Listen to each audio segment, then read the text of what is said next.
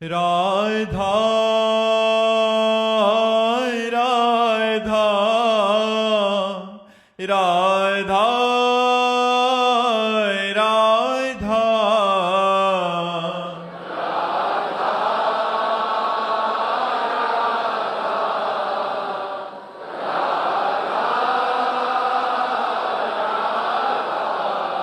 हाय राधा राधा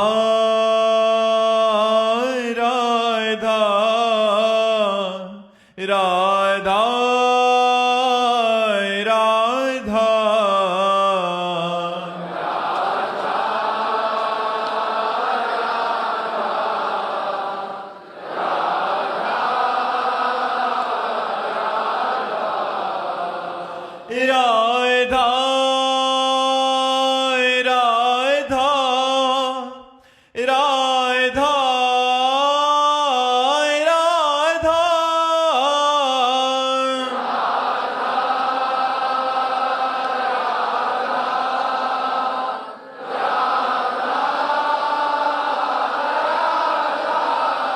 हाय राधा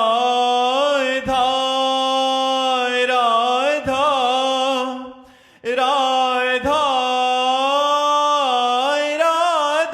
राधा राधा हाय राधा राधा राधा राधा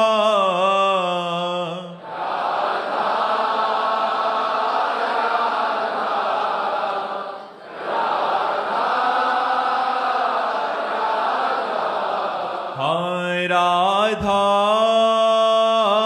राधा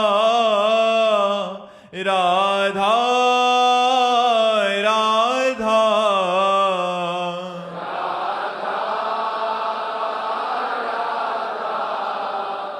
राधा राधा राधा श्री राधा वल्लभ लाल की, समस्त संत हरि भक्तन की, श्री वृंदावन धाम की, सद्गुरुदेव भगवान की।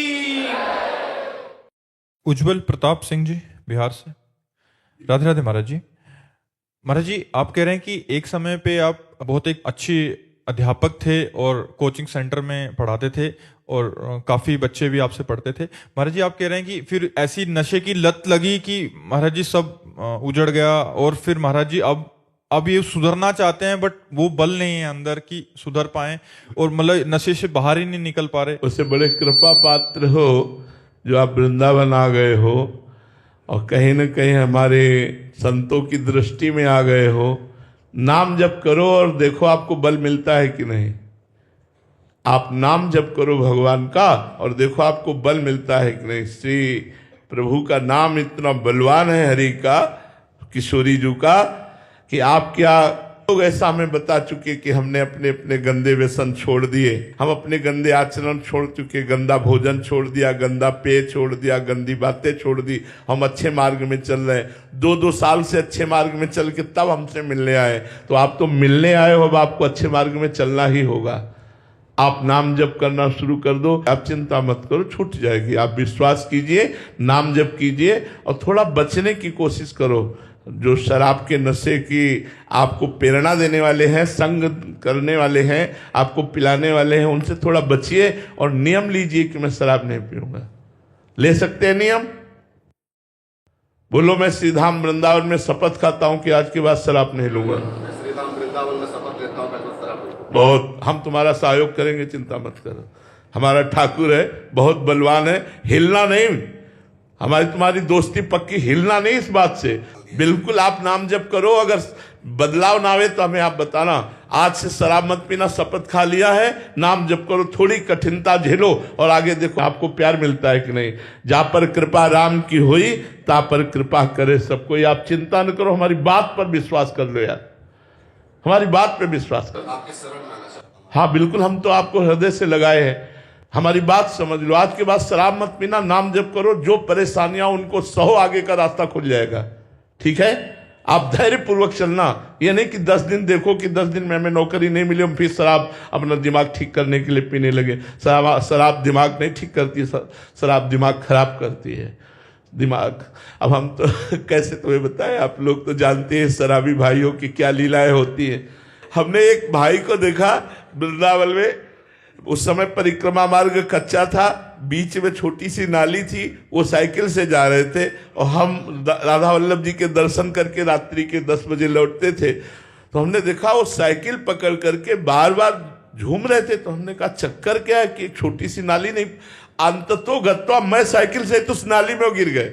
जब उनके नजदीक आए तो उनका भाई तुम्हें चक्कर आ गया क्या? तो जब उनकी भाषा निकली और उनकी गंध आई तो हमका भाई ये शराब पिए, उनको उठा के खड़ा किया। हमका भाई थोड़ा तो समझ यार, अगर तू 1500 रुपए का फल फूल लेकर घर जाता तो बच्चे तुझे प्यार करते, तो शराब पी करके नालियों में गिर रहा है, क्या तेरी हालत है? ए भाई, शराब से ना स्वास्थ्य ठीक रहता है ना बुद्धि ठीक रहती है।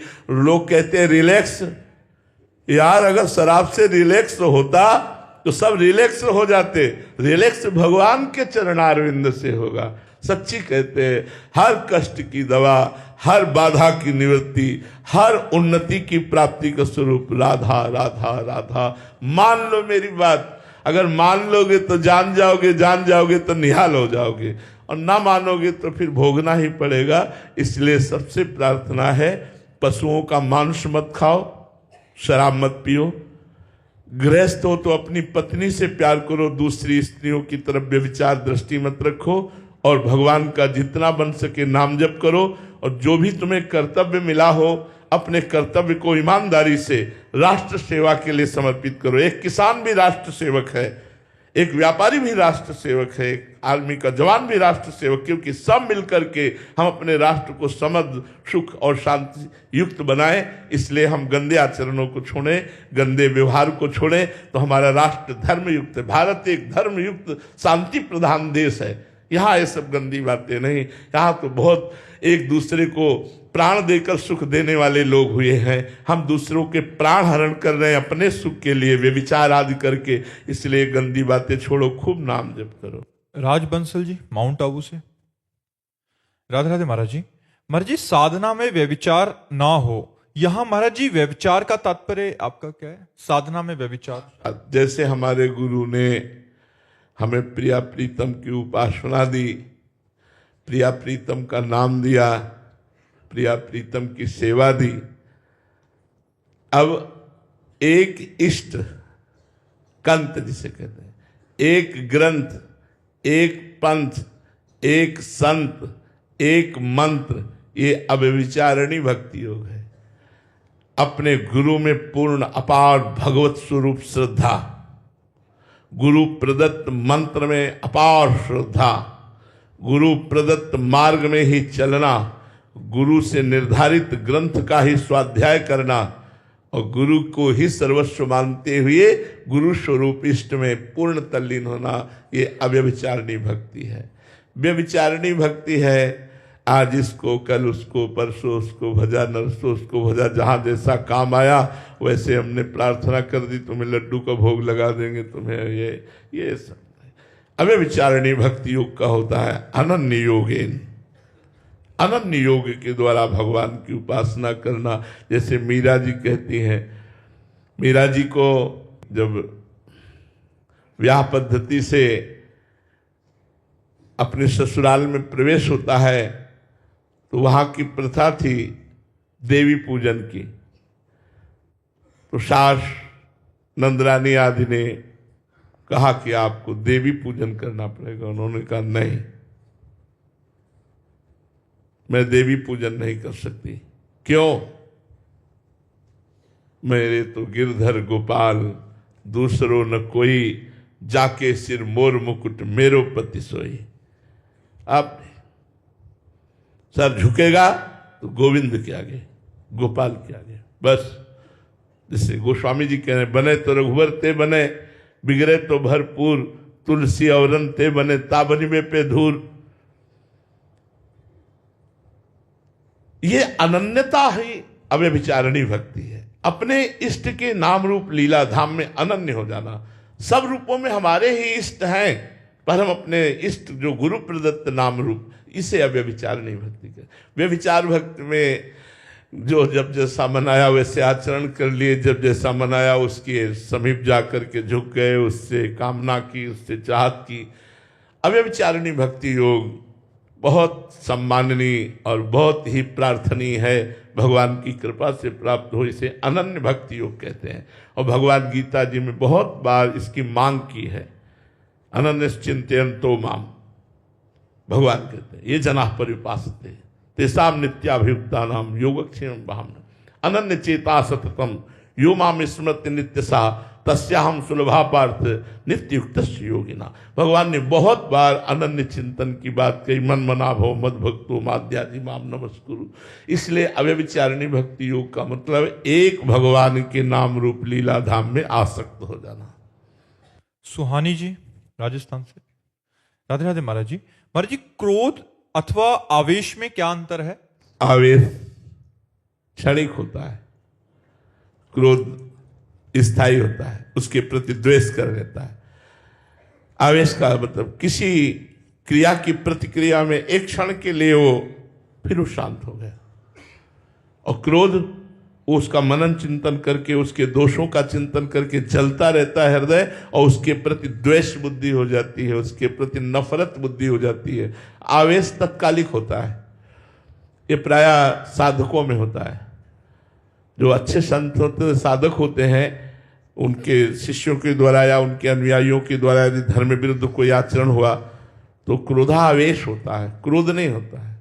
अंदर से वो जलते नहीं है, लेकिन उसके सुधार के लिए वो क्रोध का नाटक करते हैं, वो आवेश धारण करते हैं। और ऐसा तो वो थोड़ा भय प्रदान करेंगे, कटुवचन बोल, लेकिन उनके हृदय में कोई द्वेष नहीं, उसके प्रति कभी बुरा नहीं सोचेंगे, कभी अहित नहीं। लेकिन क्रोधी बुरा कर देगा, बुरा सोचेगा, नफरत करेगा, उससे द्वेष करेगा, स्वयं जलेगा और दूसरे को जलाएगा।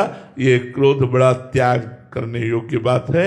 ये क्रोध बहुत हानि पहुंचाता है अपने हृदय को भी और दूसरे को भी।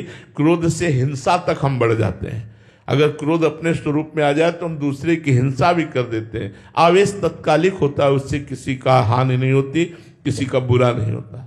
शारदा सोनी जी कोलकाता से, राधे राधे महाराज जी। महाराज जी, एक चौपाई आती है कि निर्मल मन जन सो मोहि पावा, मोहि कपट छल छिद्र न भावा।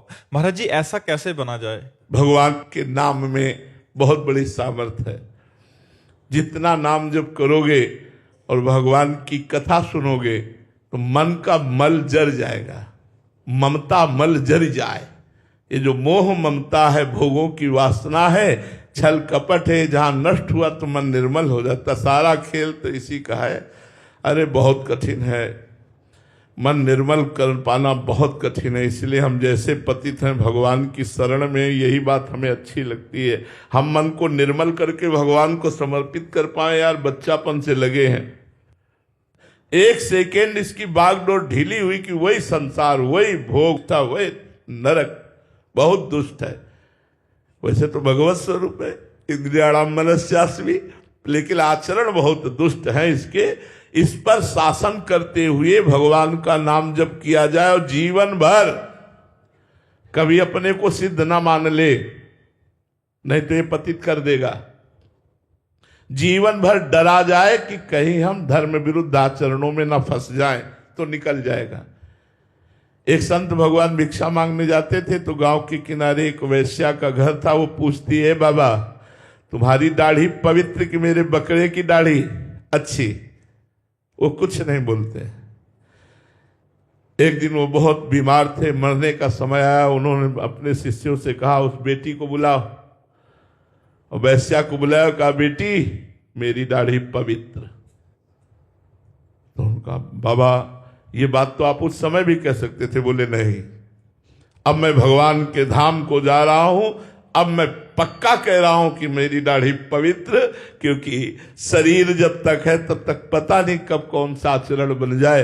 इसलिए जीते जी हम नहीं कह सकते, मरने की दशा में कह सकते कि अब हम पवित्र हैं। मन न जाने कब कहाँ कैसे गिरा दे कुछ पता नहीं चलता। भगवान ही रक्षक है, वही रक्षा करे तो पार हो जाए। इसलिए निर्मल मन करने के लिए एक ही साबुन है, संतों का संग करते हुए भजन करना। साधन को हरि भजन है, कै सत्संग सहाय। मन तो चंचल सबनते, या को कौन उपाय। साधन को हरि भजन है, कै सत्संग सहाय। संतों का संग करो, नाम जप करो, मन पवित्र हो जाएगा। पवित्र मन में ही भगवान का स्फुरण होता है। विकास पाटीदार जी इंदौर से। राधे राधे महाराज जी। महाराज जी, मेरा प्रश्न है कि जो संचित कर्मों का गोदाम लगा हुआ है, वो केवल मनुष्य जन्म के लिए कर्म होते हैं या फिर अन्य योनियों के कर्म भी उसमें सम्मिलित होते हैं? नहीं, अन्य योनियों के कर्म नहीं बनते। अन्य योनियां तो भोग योनियां है। मनुष्य, हम करोड़ों अरबों बार मनुष्य बन चुके, कोई पहली बार थोड़ी बने हैं। सुअर, कुत्ता, भैंस, गधा, इनके कर्म थोड़ी लिखे जाते हैं। ये तो प्रारब्ध कर्म से प्रेरित होकर ही करते हैं। कर्म का शुभ और अशुभ करता मनुष्य शरीर है, और हम पहली बार थोड़ी मनुष्य बने, अरबों खरबों बार बन गए। जब से सृष्टि हुई तब से कितनी बार मनुष्य बन गए। हर बार भोगों में भूलकर भगवान का भजन नहीं किया, इसलिए संचित हो गए शुभ अशुभ कर्म, और उन्हीं का परिणाम हमें भोगना पड़ता है। ये मनुष्य योनि में ही होते हैं, अन्य योनि में नहीं होते। उपासक को भगवान ने अवसर दिया है कि उपासना के द्वारा वो अपनी वासनाओं को नष्ट करके सच्चिदानंद सुख में निमग्न हो। निर्विण्णस्य विरक्तस्य पुरुषस्योक्त वेदिनः मनस्त्यजति दौरात्म्यम चिंतितस्यानुचिंतया। जिसको भगवान की कृपा से भोगों में सुख नहीं लगता, बड़ा वो कृपा पात्र है। जिसे इंद्रियों के भोगों से उदासीनता हो रही है, नहीं चाहिए। जनेन्द्रीय सुख, रसेंद्रीय सुख, शब्द स्पर्श रूप रसगंधादि, ये भगवत कृपा पात्र का लक्षण है। जिसको सांसारिक भोगों से अरुचि हो गई है। निर्विण्णस्य विरक्तस्य पुरुषस्योक्त वेदिनः, वो बार बार भगवान के चिंतन में संलग्न होने की चेष्टा करता है। बहुत सुंदर बात है। भगवान का चिंतन कौन कर सकता है? जो भोगों से उदासीन हो रहा है, विरक्त हो रहा है। नहीं तो भक्ति का नाटक होता है, दंभ होता है, पाखंड होता है, भक्ति शुद्ध नहीं हो पाती। बिन विवेक वैराग्य भक्ति बिन सत्य न एको मानो, भगवत विमुख कपट चतुराई सो पाखंड नहीं जानो, भगवत ऋषि जी महाराज कहते हैं। जब तक हमारे चित्त का अपहरण रुपये ने कर लिया, भोगों ने कर लिया, भोग संग्रह में हमारी वृत्ति लगी है, मान प्रतिष्ठा की चाह है, तब तक उसे भगवत चिंतन एक तार नहीं होता है।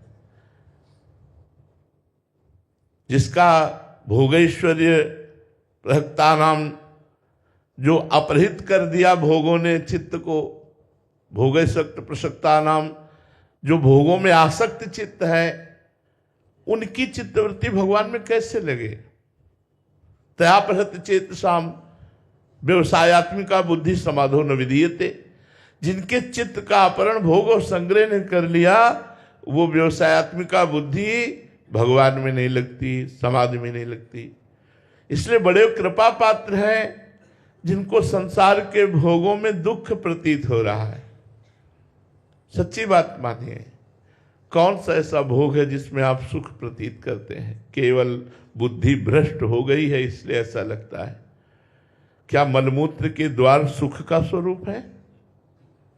क्या हाड़ मांस का शरीर सुख का स्वरूप है? क्या जो हम अन्न पा लेते 6 घंटे में दुर्गंध युक्त तो मल बन जाता है, वो सुख का स्वरूप है? क्या ये मरण धर्मा शरीर का राग हमें सुख प्रदान करेगा? क्या ये मान प्रतिष्ठा हमें सुख प्रदान करेगी? बड़े बड़े चक्रवर्ती सम्राट हो गए, कागजों में लिखा रखा है, इतिहास में लिखा रखा है, कौन जानता है? यदि आत्मस्वरूप को आप प्राप्त नहीं हुए अपने, यदि भगवत प्रेम नहीं प्राप्त हुआ, तो मनुष्य जीवन का कोई लाभ नहीं मिला। मनुष्य जीवन का लाभ निर्विण्णस्य विरक्तस्य पुरुषस्योक्त वेदिनः मनस्त्यजति दौरात्म्यम चिंतितस्यानुचिंतया। मन से भोगों का चिंतन त्याग दे और सदैव अपने आत्मस्वरूप भगवान के चिंतन में निमग्न रहे। शरीर में जब तक आत्मबुद्धि है, शरीर में जब तक मैं बुद्धि है, तब तक परमार्थ में हम ठीक से नहीं चल पाते, क्योंकि मना कष्टानि इंद्रियाणि प्रकृतिस्थानि कर्षति। मन और 5 ज्ञानेंद्रियां भोगों में ही ले जाती है। भारी समस्या भोग है, भारी समस्या भोग है। हम कर्ता और भोक्ता भाव से ही दुर्गति को प्राप्त होते चले गए। भगवान ने हमें मनुष्य जीवन दिया, सत्संग दिया, ऐसा अवसर दिया। अब हम सावधान हो जाएं। शरीर में आत्मबुद्धि का त्याग करके भोगों में सुख नहीं है, ऐसा दृढ़ निश्चय करके अपनी एक एक वृत्ति के द्वारा श्री भगवान का चिंतन करें। गुरुदेव की शरण में जाकर उनके द्वारा बताए हुए नाम मंत्र का, उपासना का, स्वरूप का चिंतन करें। यदि कुर्यात् प्रमादेन योगी कर्म विगर्हितम योगे नैव दहे दंहो नान्यत तत्र कदाचन। मार्ग में चलते हुए समस्त भोगों का त्याग करके गुरु की शरण में होकर नाम जप कर रहे हैं, मंत्र जप कर रहे हैं, उपासना कर रहे हैं, लेकिन हमारा गलत संग हो गया।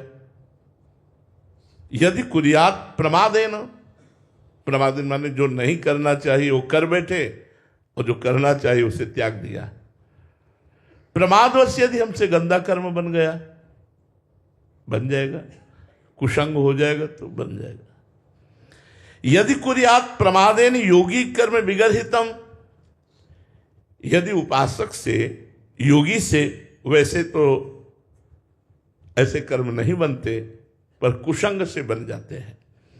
यदि कुसंग वशात प्रमादवश ऐसा पाप बन जाए, अपराध बन जाए, गलती बन जाए, तो योगी नहीं दहे दंग हो, उसे कोई और पाप प्रायश्चित करने का उपाय नहीं करना चाहिए। नान्यत तत्र कदाचन, यह नहीं कि हम चलो तीर्थयाटन करते हैं या जिस साधन में लगा उसी साधन में लगा रहे, जिस साधन में लगा है उसी साधन में लगा रहे। वो साधन उसके सारे पाप और पाप वासना, पाप प्रवृत्ति दोनों को भस्म कर देगा। तीर्थयाटन, चंद्रायण व्रत आदि तो पाप को नष्ट करते, लेकिन पाप की प्रवृत्ति को नहीं। लेकिन भगवान नाम जप, मंत्र जप, गुरु प्रदत्त आराधना, ये पाप को भी भस्म कर देगी और पाप प्रवृत्ति को भी भस्म कर देगी। इसलिए जात श्रद्धो मत कथासु निर्विण्णः सर्व कर्मसु वेद दुखात्मकान कामान परित्यागेप्यनीश्वरः ततो भजेत माम प्रीतः श्रद्धालु दृढ़ निश्चयः जुष्माणाश्च तान कामान दुखोदर कांश्च गर्हयन। कह रहे कि जब साधक के अंदर विरक्ति बढ़ती है तो उसे सांसारिक कर्म रुचिकर नहीं लगते,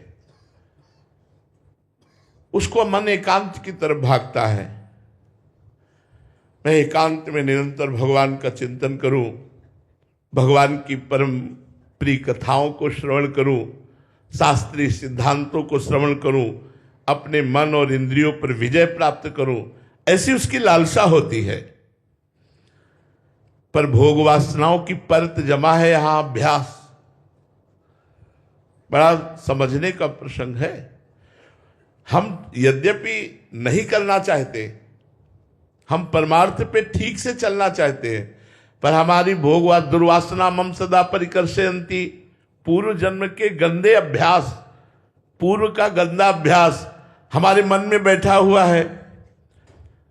तो कह रहे हैं अगर भोगों में गिर गए हो तो डरो मत, भोग लो,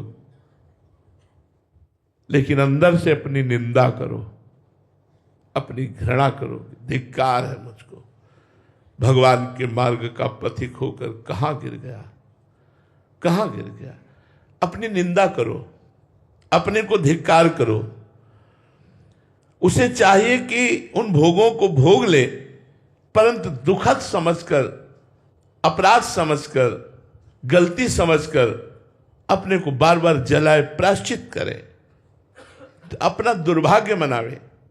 मेरा दुर्भाग्य भगवान का भजन छोड़कर भोगों की प्रीता।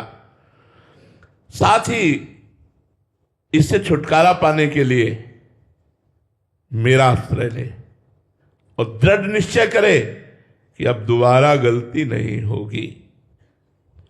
प्रोक्तेन भक्ति योगेन भजतो मां सकृन मुने कामा हृदया नश्यन्ति सर्वे मयि हृदय स्थिते।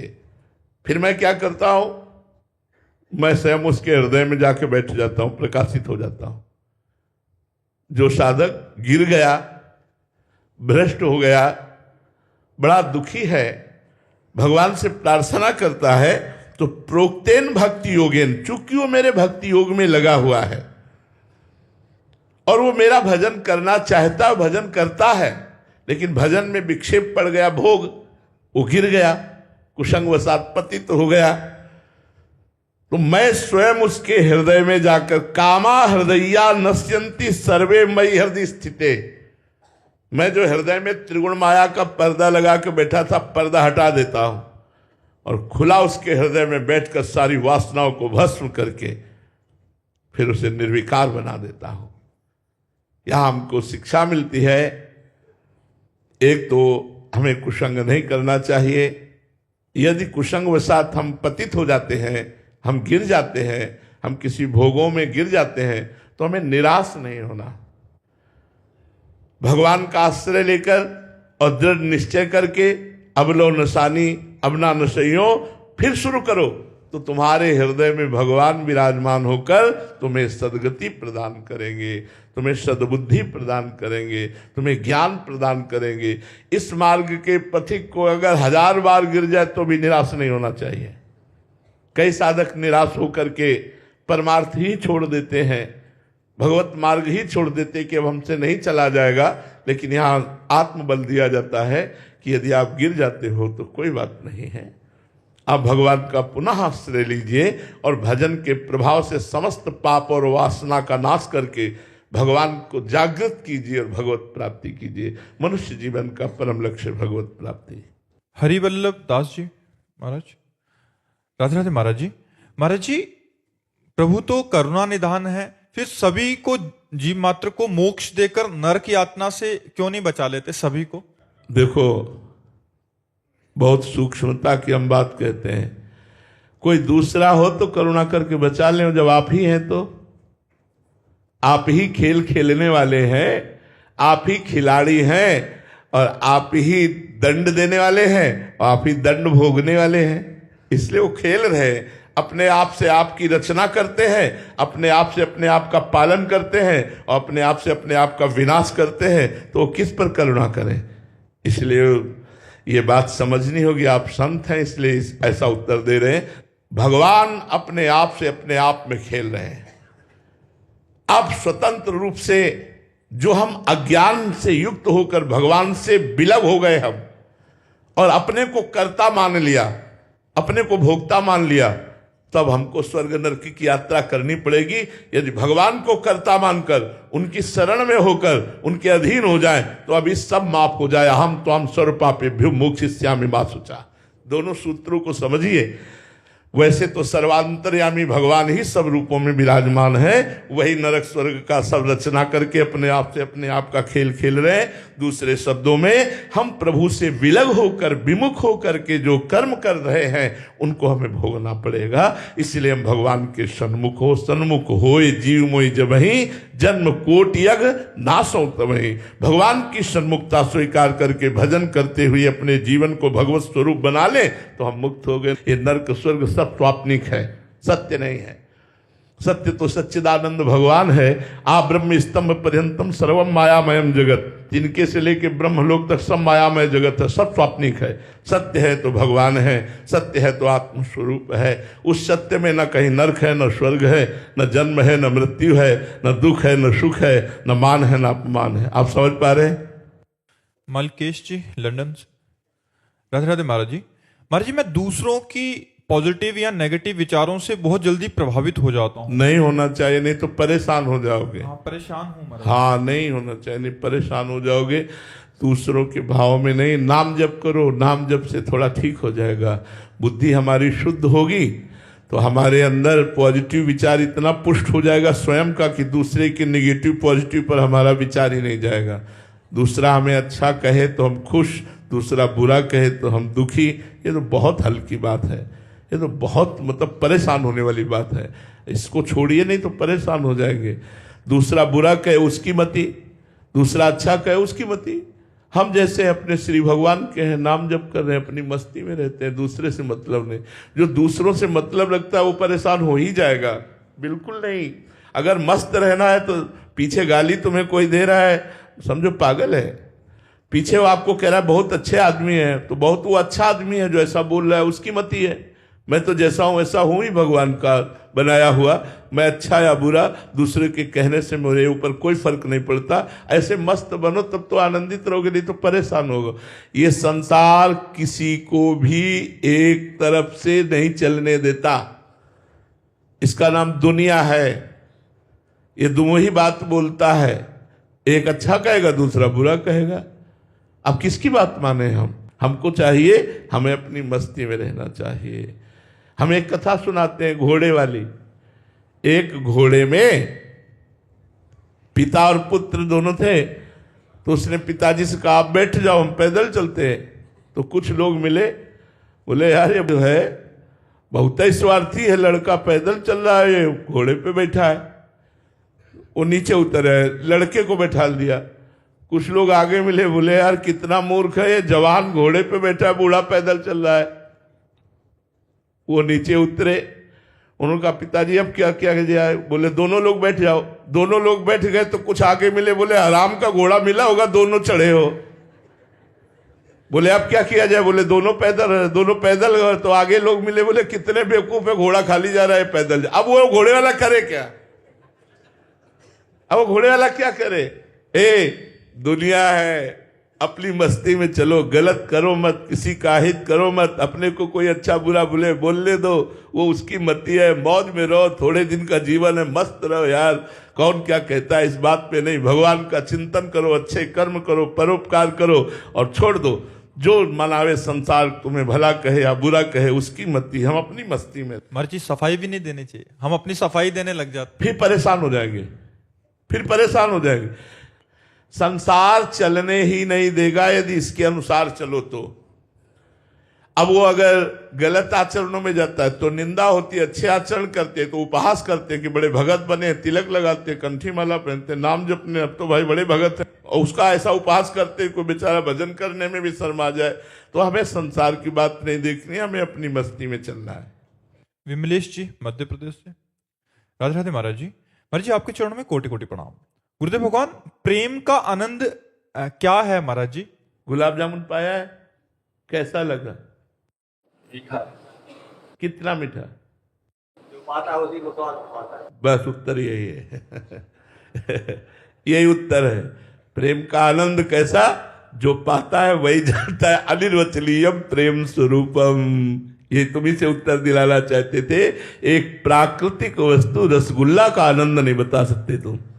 बोले मीठा, बोले कैसा मीठा? बोले पाके देख लो। ऐसे ही प्रेम का आनंद क्या है? अनिर्वचनीयम प्रेम स्वरूपम। इसको वाणी से नहीं कहा जा सकता, क्योंकि हृदय का विषय सूक्ष्मतरम, बड़ा सूक्ष्म है। अनुभव स्वरूपम, ये केवल अनुभव में आता है।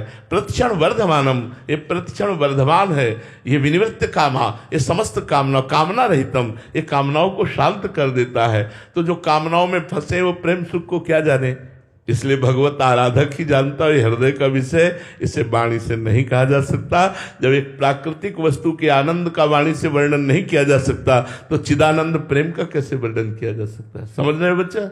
उसकी प्राप्ति का सूत्र। हाँ, प्रेम का यही बताने के लिए तो संत जन अपना जीवन धारण किए हुए हैं।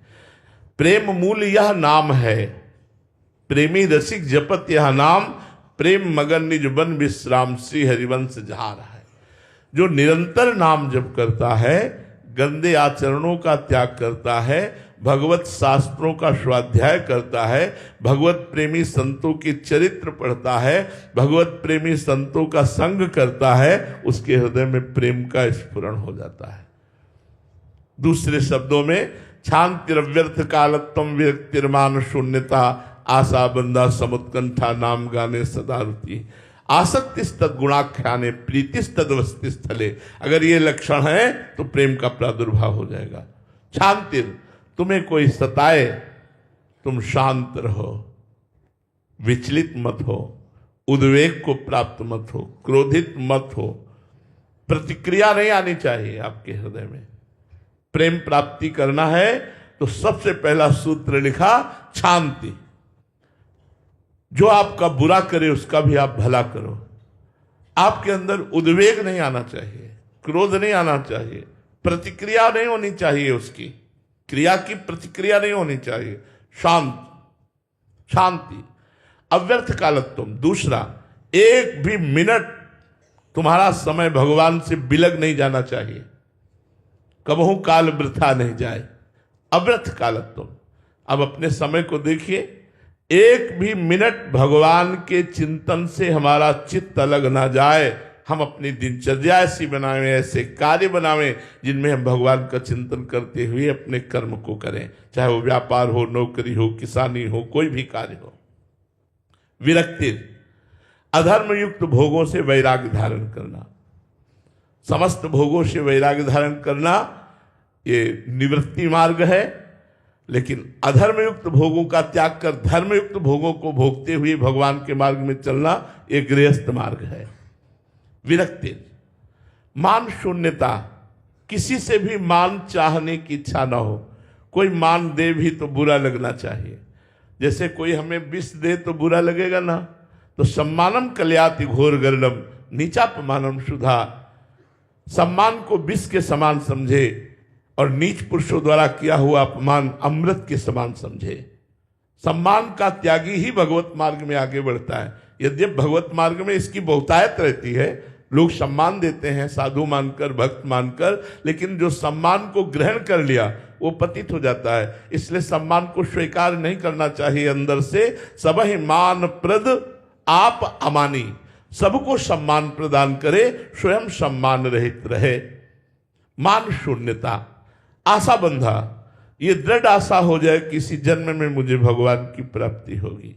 गुरु कृपा से, भगवान की कृपा से, संतों की कृपा से मेरा आखिरी जन्म है, इस जन्म में मुझे भगवान की प्राप्ति होगी, ऐसी आशा बंधा। समुत्कंठा, हर समय उत्साह बना रहे, नाम गाने सदा रुचि। भगवान के नाम और गुणगान करने में एक उत्साह बना रहे, मतलब ऐसा नशा चढ़ जाए कि लोग तुमसे बचने लगे कि खड़े हो जाओगे तो भगवत चर्चा शुरू कर देगा ये। अगर इसके पास खड़े हो गए तो भगवत चर्चा शुरू कर देगा ये। लोग बचने लगे कि इससे बचो नहीं तो ये भगवत चर्चा शुरू कर देगा। अगर हम चुप रहे तो वो अपनी शुरू कर देगा, वो शुरू कर दिया तो ठीक नहीं है, इसलिए हम शुरू करें। बोधयंता परस्परम कथयंति च माम नित्यम तुष्यंति च रमंति च, भगवान कह रहे। तो समुत्कंठा, नाम गाने सदा रुचि, उत्कंठा पूर्वक भगवान की चर्चा करना, भगवान का नाम गुणगान करना। आसक्ति तद गुणाख्याने, भगवान की चर्चा सुनने और कहने में आसक्ति होनी चाहिए।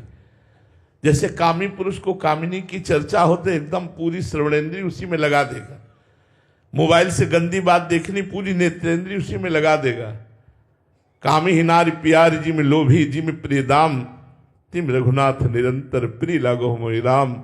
ऐसे हम भगवान के चरित्र, भगवान की लीला कथा सुनने और गाने में आसक्त होना चाहिए, एकदम चित्त लगा के। एकटक प्रवक्ता की मुख की तरफ देख रहे हैं, एक एक शब्द का पान कर रहे हैं। आसक्तिस्तद गुणाख्याने, भगवान की चर्चा करना और भगवान की चर्चा सुना। प्रीतिस्तद वसति स्थले, भगवान की लीला स्थलियों में अपार प्रीति है। वृंदावन हमारा प्राण है, ब्रज हमारा प्राण है। हमारे भगवान ने यहाँ ये लीला की, यहाँ ये लीला की, यहाँ जिसके अंदर ये लक्षण है तो भाव का अंकुरण हो जाएगा और वो प्रीति के रूप में बदल जाएगा। निरंतर नाम जप करो, संतों का संग करो, भक्तों के चरित्र पढ़ो, भोजन को भगवान को अर्पित करके पाओ, प्रसादी पाओ, तो बुद्धि शुद्ध हो जाएगी और भजन की तरफ बढ़ेगी। और भजन से ही प्रेम होता है। भजन नसेनी प्रेम की, जितना अधिक भजन करोगे उतने आत्म प्रेम बढ़ेगा, उतने भगवत प्रेम बढ़ेगा।